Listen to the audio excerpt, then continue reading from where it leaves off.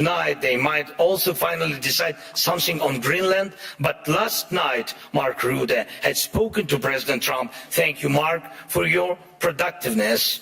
America is already changing its position, but nobody knows exactly how. So things move faster than we. Things move faster than Europe. And how can Europe keep up?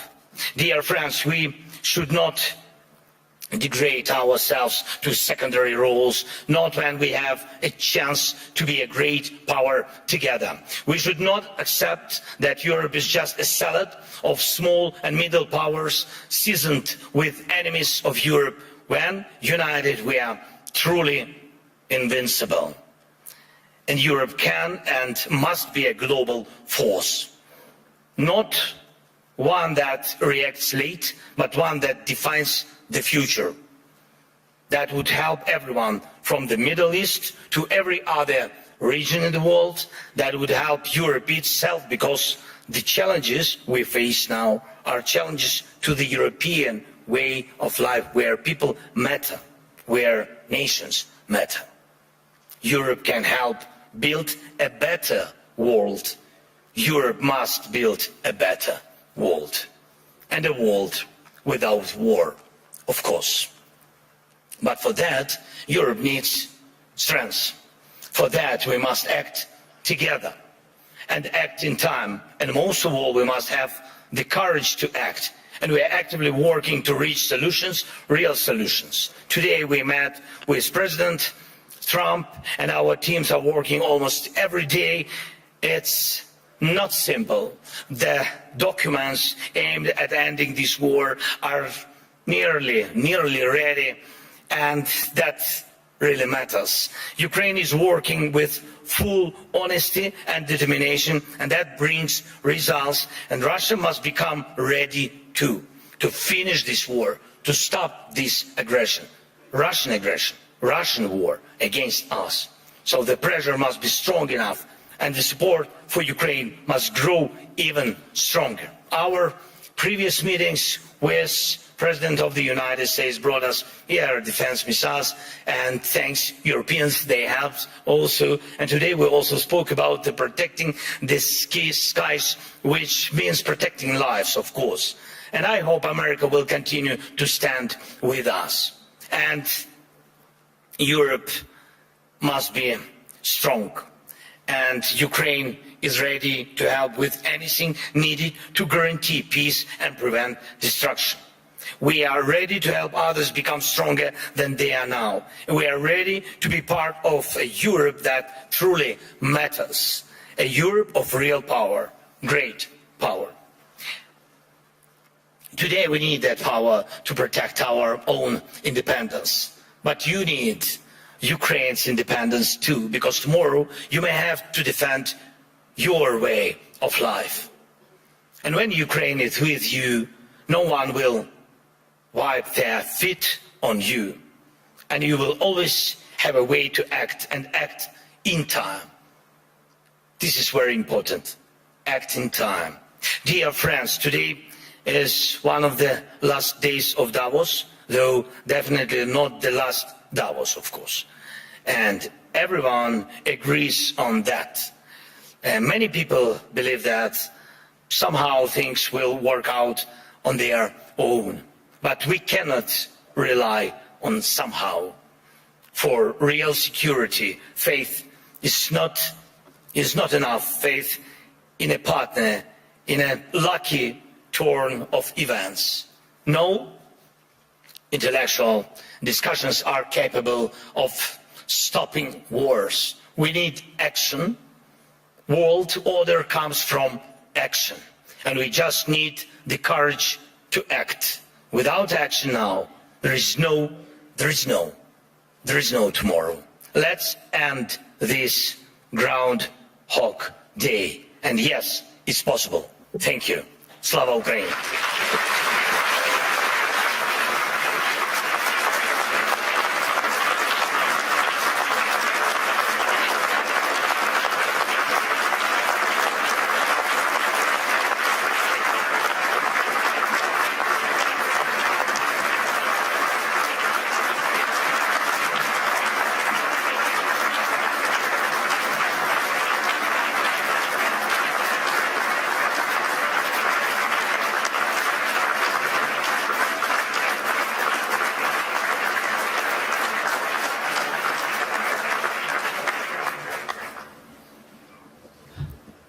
President wanted me to sit, but I think you deserved every part of that standing ovation. Thank you so much, Mr. President. It is very good to have you back. How did your meeting with President Trump go? Honestly, Of course, honestly. But of course in the interest of your country. yes, it was in the interest of my country. Yeah, the meeting was, I I would think, never question that. no, the meeting was good, thanks to President, and thank you that he found time for us. And it's really, you know, today I saw like my team, and they spoke with American team. And before my meeting with President Trump, my team spent a lot of time with Americans. And even I wanted to ask President Trump to give them American passports, because I think that they, yes, really spend a lot of time. But be honest, I think that the meeting is very important. We need in our boat, I hope, this is the boat, this is ship to peace. And we need very much to have the United States. For the future, for security guarantees, we understand that Europe has to be more stronger, but Europe will need time. And today America is very strong, and I think that our teams worked well and come, you know, like I think this like last mile, which is very difficult, which during any dialogue with any president, I have to defend the interests of my country. That's why the dialogue is, maybe it's not simple, but today it was positive. Okay. That's enough. I think that's a good answer. Thank you. We know that Jared Kushner and also Special Representative Steve Witkoff is traveling this afternoon to Moscow. I think that I think now it all is also about when Russia is ready to stop the war, and it's hard to really understand what is in the head of Mr. Putin too. But what do you think are the current calculations in Moscow? First of all, yes, American team will go to Moscow today. Yes, they waited for our meeting with President Trump, and now they will go, and my team will meet American team, and I think that it will be the first trilateral meeting in Emirates. It will be tomorrow and the day after tomorrow. Yes, it will be 2 days meetings in Emirates. I hope that Emirates know about it.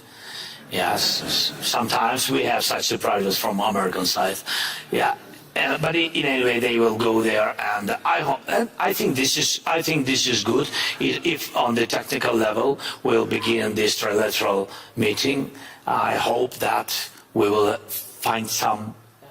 I don't know. Russians have to be ready for compromises, because you know everybody have to be ready, not only Ukraine, and this is important for us. So we will see what the result will be, but that Russians will meet, that our guys meet today with Americans, then Americans will meet with Russians tomorrow. Today is at night. I don't know when. I don't know. Maybe Putin is sleeping. You said that nobody knows what is in his head. Yes, but they might have to wait a little bit for the meeting. I don't know. But tomorrow and the day after tomorrow we will have trilateral. Our guys will have trilateral meetings. It's better than not to have any kind of dialogue. So we are under attacks. People live without electricity, and we are in a difficult situation. But Russians also in a difficult situation. We are answering on their attacks, and God bless. The war will stop. I hope so.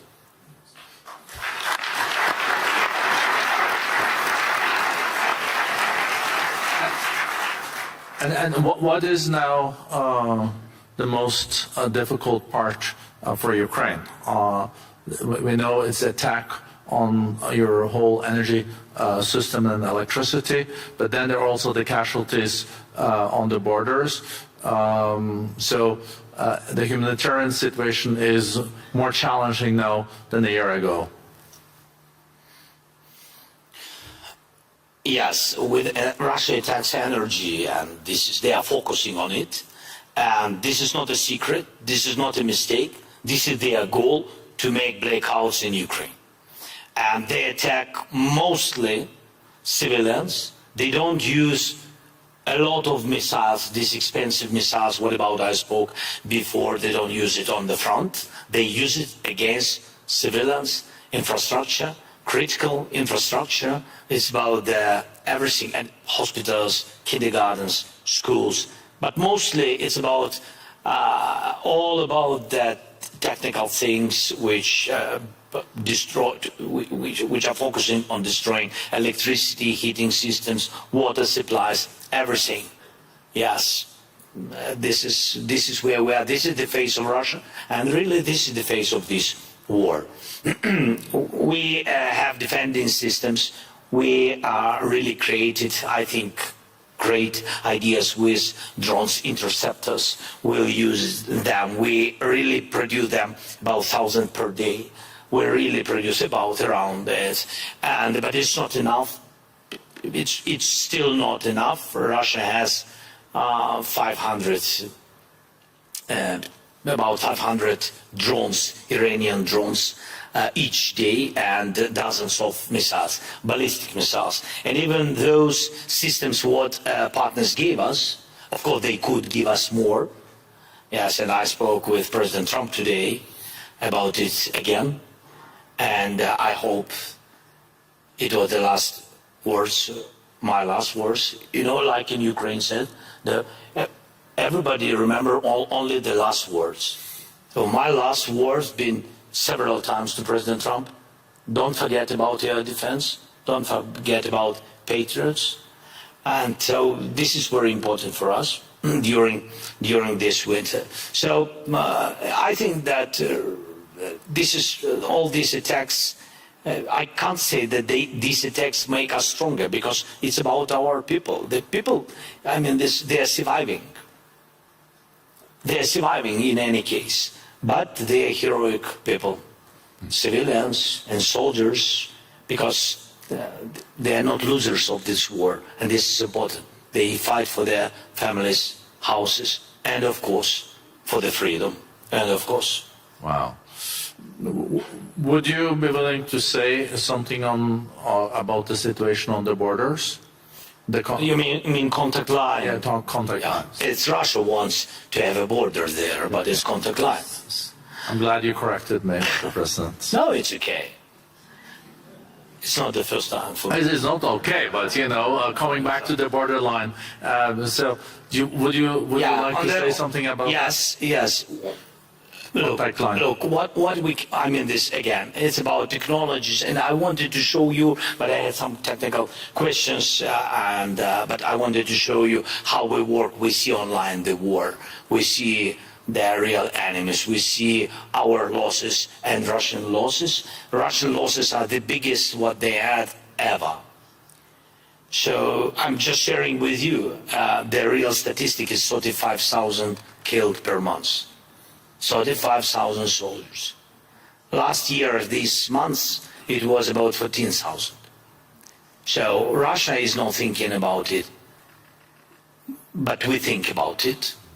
We think how they lose and how many soldiers they lose. We know that they mobilize 43,000 per month, and they begin to lose 35.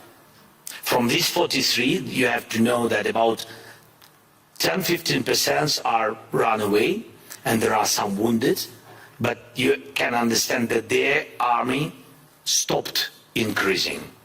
This is important because of our drones technologies and our operators of drones. But in any way, we want to stop tomorrow this war, of course. But you have to know that if the war will continue, Russia will start to lose the number of their army, or Putin will decide to mobilize this country, his country, I mean. Maybe last question, because I know you also need to go back to Kiev. It was not interesting with me, yes.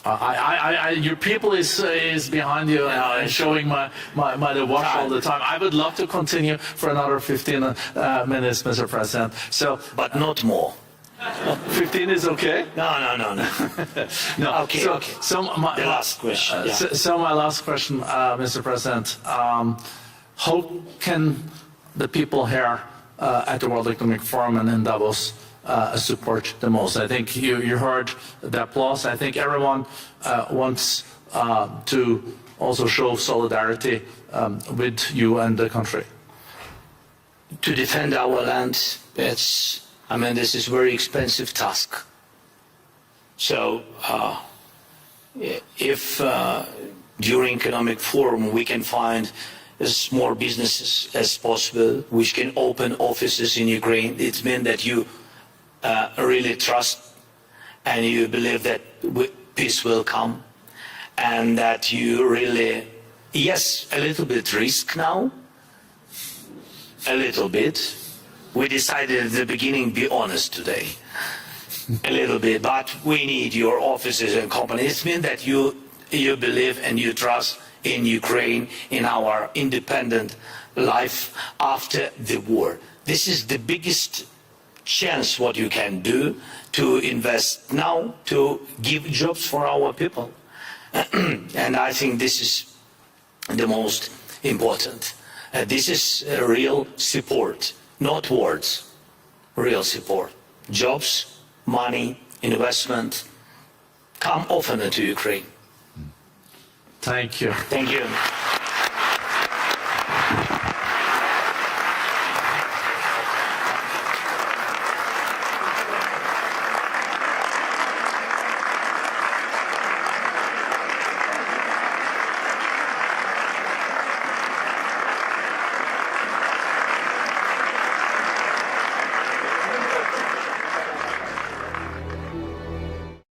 Once again, endured deadly attacks by Russia. We are approaching 4 years since the beginning of the full-scale invasion of Ukraine, the largest European conflict since World War II. Mr. President, you have led your country through one of the most consequential periods in modern European history. Under extraordinary circumstances, Ukraine continues to defend its sovereignty, its democracy, and its people, while engaging the international community on questions that extend far beyond its borders. The future of security in Europe, the resilience of democratic societies, the state of the rules-based international order, and the cost of inaction in the face of aggression. In recent months, the United States has taken a central role in advancing diplomatic efforts aimed at ending the war, working closely with Kiev and European partners. These efforts have resulted in a comprehensive 20-point peace plan aimed at laying the foundation for a just and lasting peace. And I know that President Zelenskyy just met with President Trump, and I hope that was a very, very good meeting. These efforts, as I mentioned, reflect the sustained push, grounded in shared values and strategic cooperation, to reach a negotiated resolution that respects Ukraine's territorial integrity and long-term security. It's in this spirit of cooperation and with the urgency for peace that we welcome today a leader whose courage and commitment continue to shape the world, continues to shape the path forward. I think you see, Mr. President, that we're all ready for your speech, and that you also chose to come here in Davos during a very difficult time for you and your people. Welcome, Mr. President.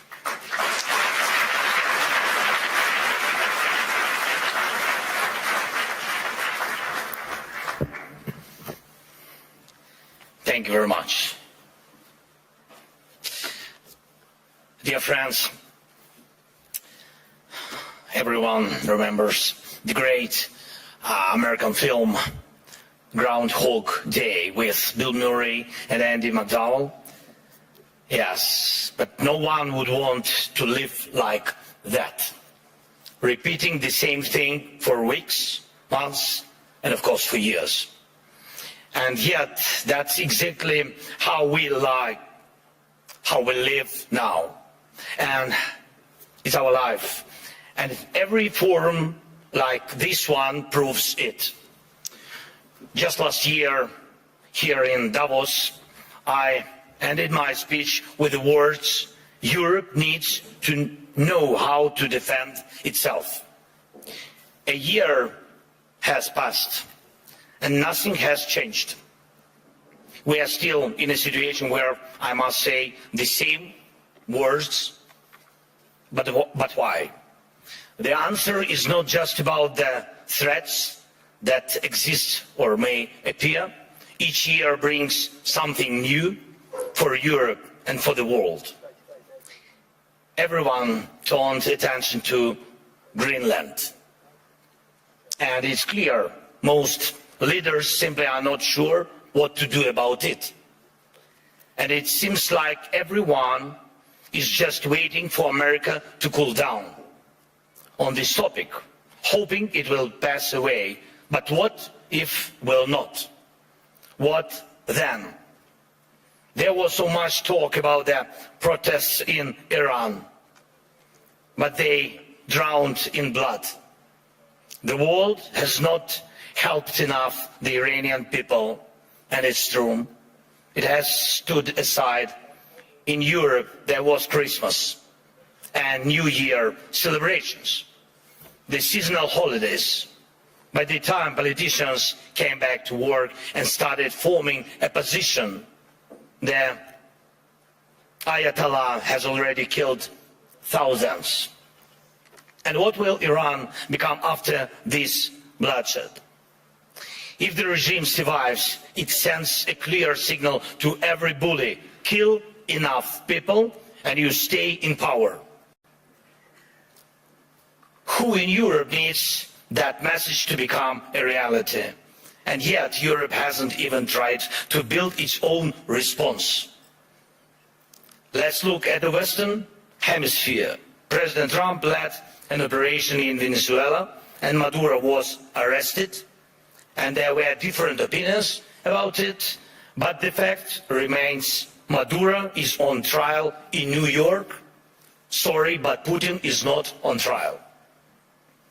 And this is the fourth year of the biggest war in Europe since World War II. And the man who started it is not only free, he is still fighting for his frozen money in Europe. And you know what? He is having some success, it's true. It's Putin who's trying to decide how the frozen Russian assets should be used, not those who have the power to punish him for this war. Thankfully, the EU decided to freeze Russian assets indefinitely, and I'm grateful for that. Thanks Ursula, thanks Antonio, and all the leaders who helped. But when the time came to use those assets to defend against Russian aggression, the decision was blocked. Putin managed this, yes, managed to stop Europe, unfortunately. Next point. Because of the America's position, people are now avoiding the topic of the International Criminal Court. And that's understandable. It's American historical position.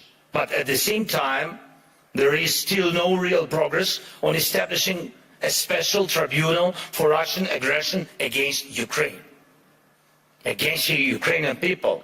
And we have an agreement, it's true.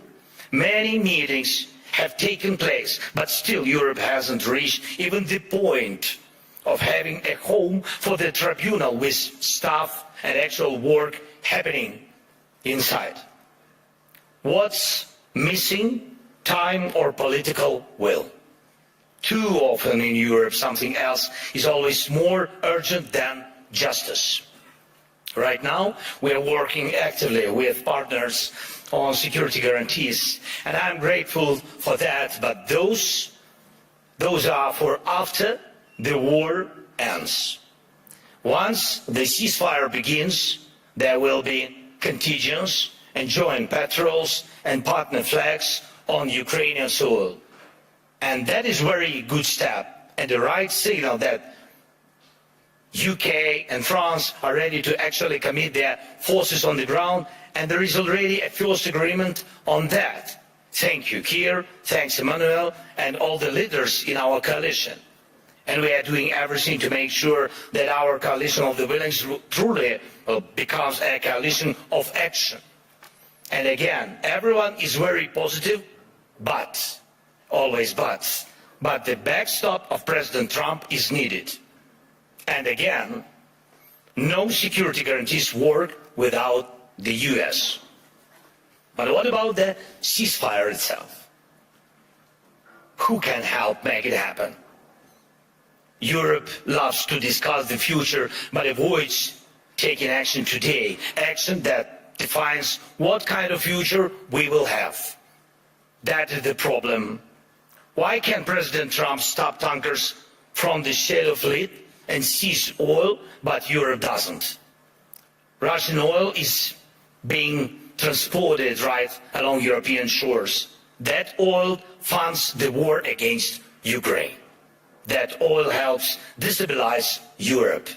So Russian oil must be stopped and confiscated and sold for Europe's benefit. Why not? If Putin has no money, there is no war for Europe. If Europe has money, then it can protect its people. Right now, those tankers are making money for Putin, and that means Russia continues to push its sick agenda. Next point. I've said it before and I'll repeat it again. Europe needs united armed forces, forces that can truly defend Europe. Today, Europe relies only on the belief that if danger comes, NATO will act. But no one has really seen the alliance in action. If Putin decides to take Lithuania or strike Poland, who will respond? Who will respond? Right now, NATO exists thanks to belief that the United States will act, that it will not stand aside and will help. But what if it doesn't? Believe me, this question is everywhere in the minds of every European leader, and some try to get closer to President Trump, it's true. Some wait, hoping the problem will disappear. Some have started acting, investing in weapons production and etc., building partnerships, getting public support for higher defense spending. But let's remember, until America pressured Europe to spend more on defense, most countries were not even trying to reach 5% of GDP, the minimum needed to ensure security. Europe needs to know how to defend itself. And if you send 30 or 40 soldiers to Greenland, what is that for? What message does it send? What's the message to Putin, to China?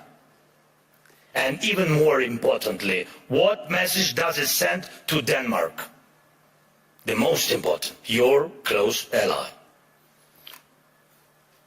You either declare that European bases will protect the region from Russia and China and establish those bases, or you risk not being taken seriously because 30 or 40 soldiers will not protect anything.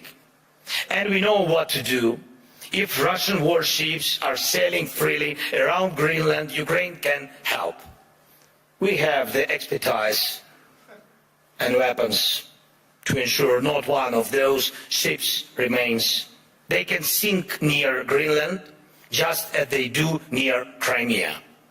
No problem, we have the tools and we have people. For us, the sea is not the first line of defense, so we can take actions and we know how to fight there if we were asked and if Ukraine were in NATO. But we are not. We will solve this problem with the Russian ships.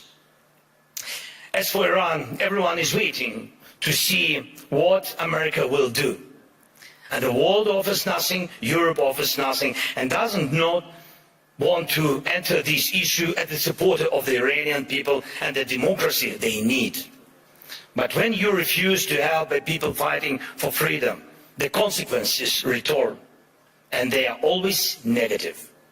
Belarus in 2020 is the example. No one helped their people, and now Russian Oreshnik missiles are deployed in Belarus within range of most European capitals.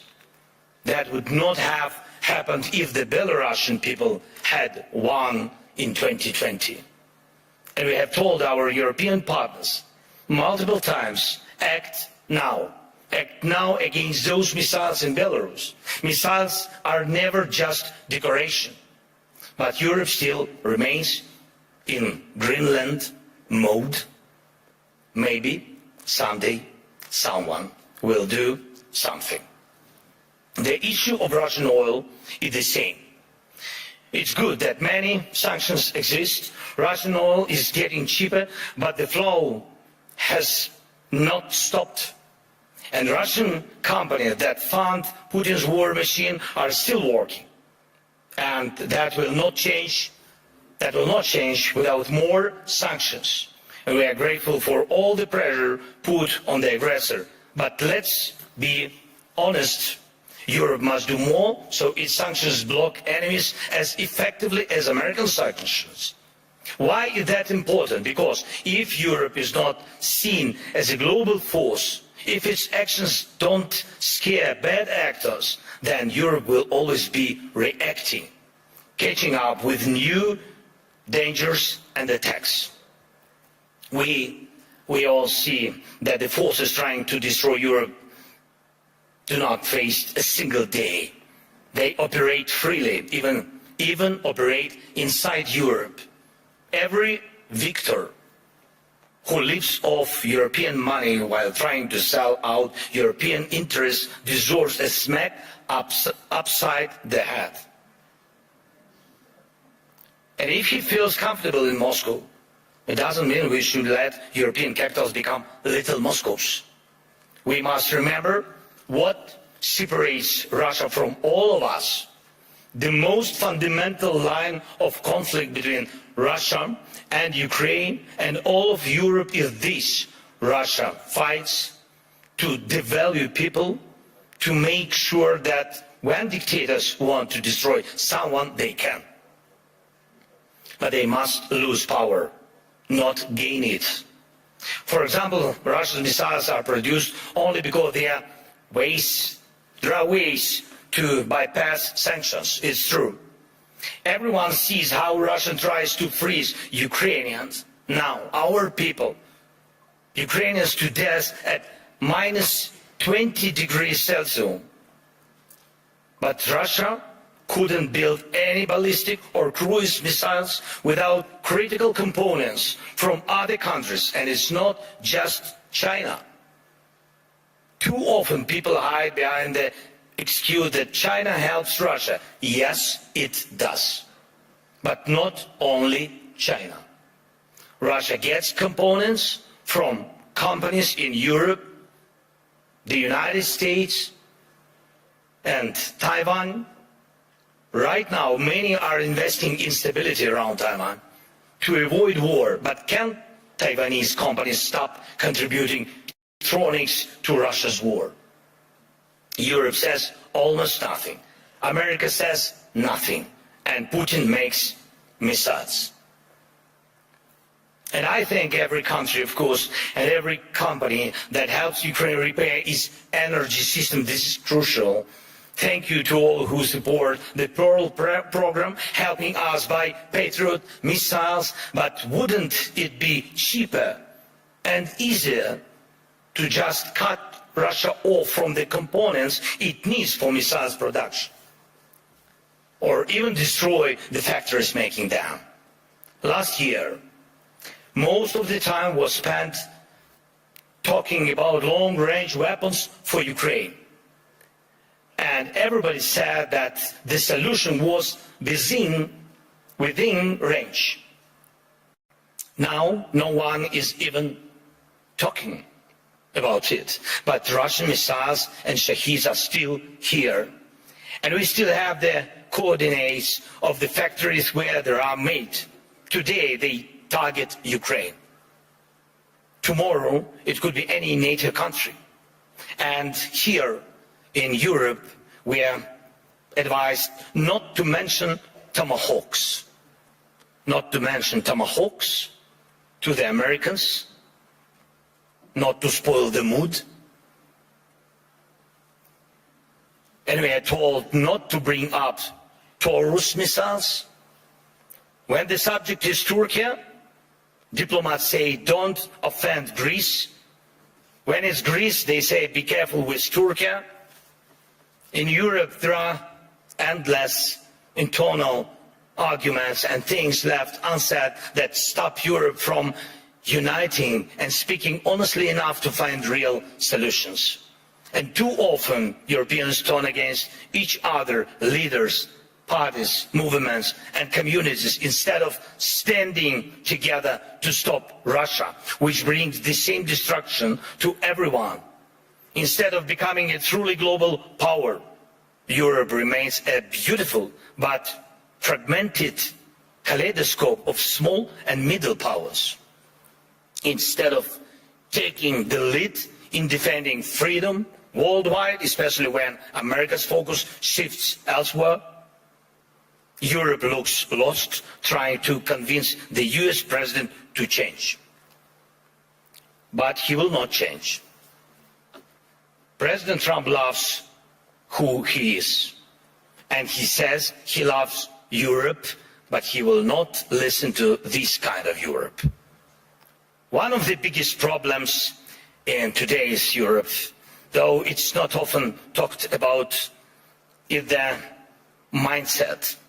Some European leaders are from Europe, but not always for Europe. And Europe still feels more like a geography, history, a tradition, not a real political force, not a great power. Some Europeans are really strong, it's true.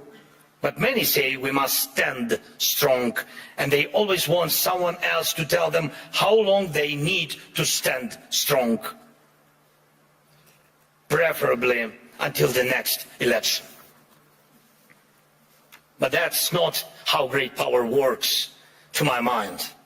Leaders say we must defend European interests, but they hope someone else will do it for them. And speaking of values, they often mean valueless. They are all like, we need something to replace the old world order with. But where